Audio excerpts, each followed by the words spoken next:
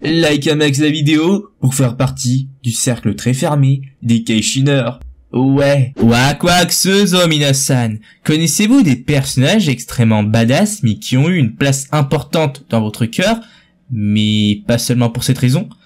Connaissez-vous un personnage tellement réaliste, tellement ambigu dans son écriture que vous identifiez facilement lui? Connaissez-vous un personnage qui fait ce qu'on ne fera probablement jamais, c'est-à-dire s'affranchir des règles de la société qui lui ont été imposées, être non pas celui que les personnages autour de lui veulent qu'il soit, mais être celui qu'il veut vraiment être? Et enfin, connaissez-vous un personnage qui, dû à ses tourments et à ses regrets passés, déchirés en deux, a voulu emprunter le chemin du mal pour faire le bien? Oui, vous l'avez deviné, aujourd'hui, on va parler d'Accélérateur.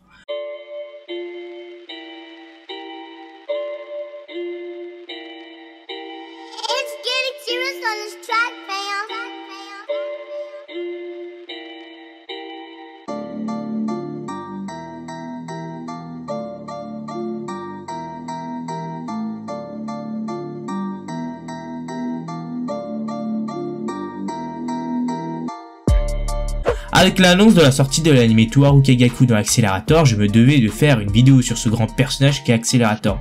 Mais d'abord, qui est-il? Accélérateur est l'un des personnages principaux de la série Towaru Majutsu no Index et de Shinyaku Towaru Majutsu no Index, ainsi que le personnage principal de Towaru Kagaku dans Accélérateur. C'est l'espère de niveau 5, le plus puissant de la cité académique. Oui, rien que ça. En plus de ça, remarquons qu'il a des traits atypiques. Accélérateur a des cheveux blancs, des yeux rouges et une peau pâle. Ceci est dû au fait qu'en raison de son pouvoir, son corps ne produit pas de mélanine dans son organisme. Il est mentionné comme androgyne, bien que beaucoup de signes montrent qu'il est de sexe masculin. Maintenant, intéressons-nous un peu plus à son background et à son importance dans l'univers de Towaru Majutsu no Index.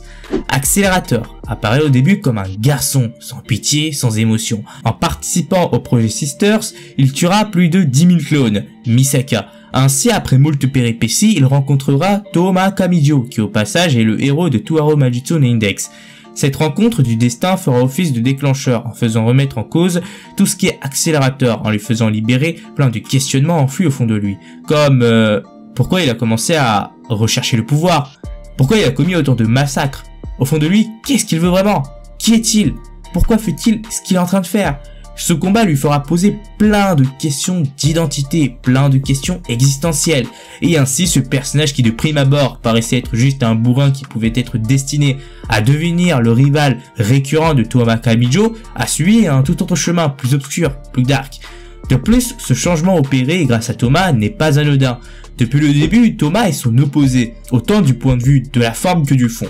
Ses traits physiques les plus marquants restent ses cheveux noirs coiffés en pique, même s'il ressemble à un lycéen tout à fait banal. Ses yeux bleus et une peau un peu mate. De plus, si Accélérateur a un pouvoir qui lui permet de renvoyer l'énergie, Toma, lui, l'annule.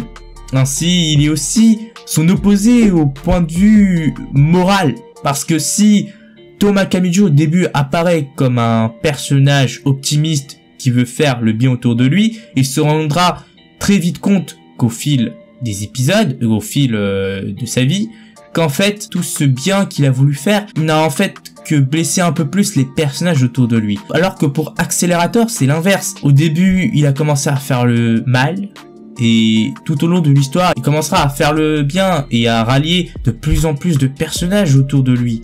En fait, c'est l'opposé, c'est un anti-Toma Kamijo, tout comme Toma Kamijo qui est un anti-Accélérateur. Les deux, en fait, ne s'opposent pas réellement, ils se complètent en quelque sorte. Oui, ça c'est beau. Le message philosophique qui est délivré dans ce combat et tout au long de l'œuvre de Towaru Majutsu no Index est beau. Parce que ça dit que même si le gars en face est un opposé pur, c'est justement avec lui que tu vas en apprendre le plus. Preuve en est de l'évolution fulgurante que suivra Accélérateur tout au long de l'œuvre.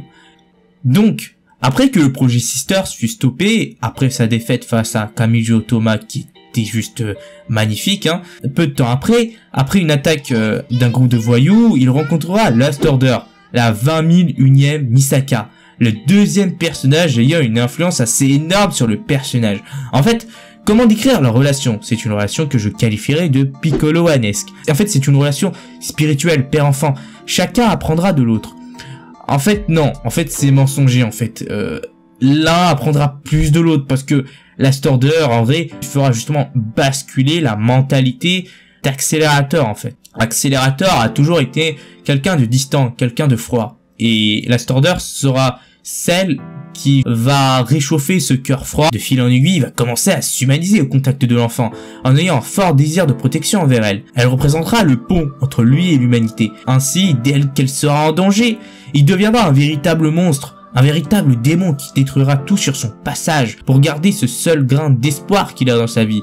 Si Last Order est détruit, Accelerator perdra ce pont qui le reliera à l'humanité. Et c'est pour ça en fait qu'il piquera des crises de folie à chaque fois que Last Order sera en danger.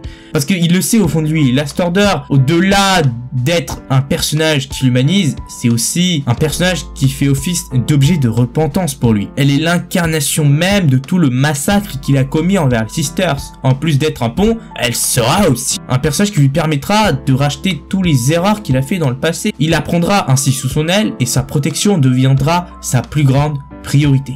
Ainsi, quand il saura Last Order de Amai, un scientifique de la cité scolaire, celui-ci prendra une balle en pleine tête mais utilisera son dernier souffle pour appeler l'hôpital afin de sauver ces dernières. Il perdra ainsi une grande partie de ses pouvoirs et sera doté d'appareils pour utiliser la moitié de ses capacités. En fait, Amai et Kirihara, apparaissant par la suite, représentent tout ce pourquoi Accelerator est devenu un monstre avide de puissance, qui n'a même pas su ce qu'il voulait vraiment être au fond.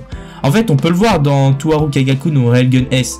Accelerator, au moment de se faire vaincre par Kamijo Toma, aura un flashback de son passé, nous montrant que depuis le début, il n'a été qu'un enfant seul, ayant vécu dans la solitude, et qu'il a toujours été considéré comme un monstre. Au fond de lui, il a toujours voulu être accepté, mais ses pouvoirs ont toujours effrayé les autres.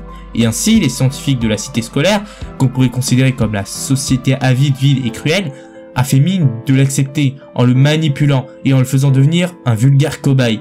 Ainsi, la lutte d'Accelerator n'est pas seulement une lutte d'expiation ou d'identité, c'est aussi, avant tout, une lutte pour se libérer des chaînes de la société et être libre. Et c'est ça que ça raconte en fait, toutes les péripéties d'Accelerator, ça raconte aussi ça. En fait, on pourrait même aller plus loin. Last Order pourrait aussi représenter un Accelerator jeune. Et ainsi, en la protégeant, c'est comme si il sauvait son lui du passé. Last Order pourrait en fait devenir un potentiel Accelerator, un Accelerator méchant. Et ainsi, la protéger reviendrait à justement protéger ce qu'il a toujours voulu être au fond de lui. Ce désir peut aussi se manifester par le fait qu'il veut qu'en fait Last Order suive le chemin qu'il aurait dû suivre s'il avait écouté son cœur et s'il n'avait pas été influencé par toute la société autour de lui. C'est-à-dire quelqu'un de gentil, souriant, faisant le bien autour de lui.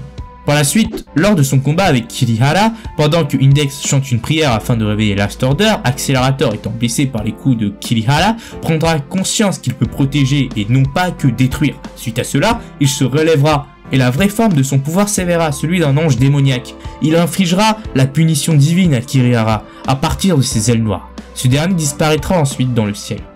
Étant un personnage tourmenté jusqu'à la fin de la saison 3, il aura ainsi des excès de folie, d'un moment à l'autre. De ce fait, lorsqu'il fera la paix avec lui-même en comprenant tout simplement qu'il n'est ni le bien ni le mal, mais qu'il est lui, en sauvant Last Order du gouffre de la mort, il laissera ses ailes noires, représentant en fait tous ses regrets, toutes ses peines, toute sa douleur, tout représentant tous ses doutes, toutes ses craintes, tout le poids de ses péchés, pour laisser place à des ailes blanches et à un halo. Ceci révélera tout son désir de faire le bien et de protéger ceux qui l'entourent. Et ça, c'est magnifique.